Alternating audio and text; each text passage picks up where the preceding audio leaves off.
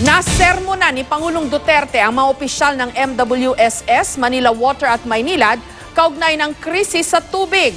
Ang banta ng Pangulo sa mga opisyal ng MWSS, masisibak sila kung hindi nila aayusin ang kanilang trabaho.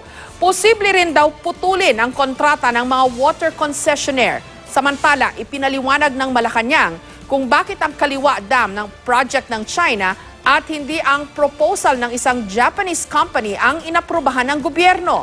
May report si Sandra Aguinaldo.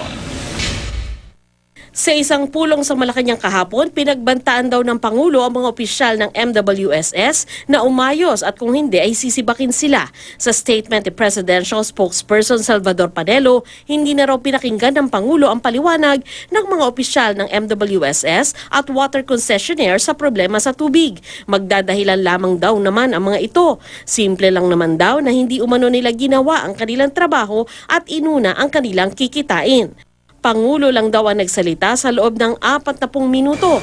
Binigyan ng Pangulo ang mga opisyal ng hanggang April 7 para mag-submit ng report at saka magdedesisyon kung may sisibakin at kung puputulin ang mga kontrata ng mga water concessionaires. Naniniwala raw ang Pangulo na alam ng mga opisyal na may problema sa tubig pero hindi nila ito inaksyonan. Ang sinabi lang niya, shape or shape up. In other words, ayusin niyo muna. Pag hindi niyo maayos, go. Pinagbibigyan naman kaming ayusin eh. Kaugnay naman sa umunay banta ng Pangulo na puputulin ang kontrata sa Maynilad at Manila Water, may proseso para rito na nakasaad sa concession agreement. Sa Section 10 ng kasunduan, sinasabing maaring ma-terminate ang kasunduan kung mabigo ang concessionaire na tuparin ang obligasyon nito. Ang kabiguan na tinutukoy ay dapat kasing bigat ng pag-abandona sa kasunduan dahil nakasira ito sa probisyon ng water at sewerage supply services sa lahat o sa malaking bahagi ng kanilang service area. At kung ang kabiguang ito ay nagpatuloy ng hindi bababa sa 30 araw matapos ang written notice mula sa Regulatory Office. Hindi malinaw kung bakit pati ang Maynilad na hindi naman nagkaproblema sa tubig ay kasama sa napagbantaan. Sabi naman ng Manila Water, 90 hanggang 95% na ibalik na ang tubig sa mga apektadong lugar. I think the instructions of the President is very clear. No, we have to fix this. We have to recover from this and to make sure that this doesn't happen again. And we're taking that seriously. Pinaglalaanan din daw nila ng atensyon ang 11 barangay na umaasa pa rin sa rasyon ng tubig. Samantala, sinagot ng MWSS ang sinabi kamakailan ng Japanese firm na Global Utility Development Corporation o GUDC na di hamak na mas mura ang project proposal nila kumpara sa Kaliwa Dam na ginawad sa China.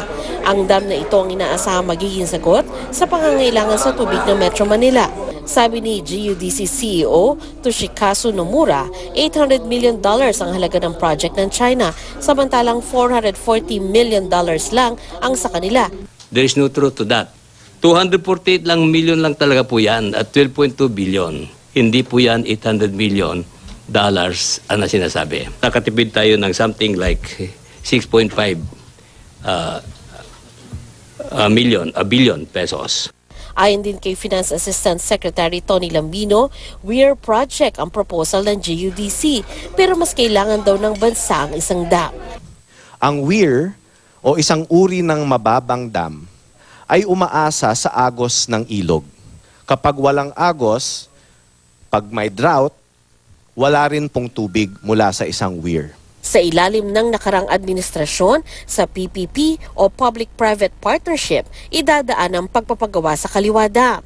Pero sa ilalim ng kasalukuyang administrasyon, iniutos na sa ODA o Official Development Assistance kukunin ng pondo.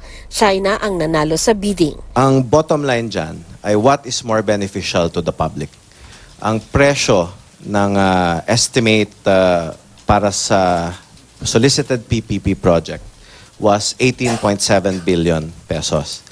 Ang ODA project natin ay approved at 12.2 billion pesos. Sandra Aguinaldo, GMA News.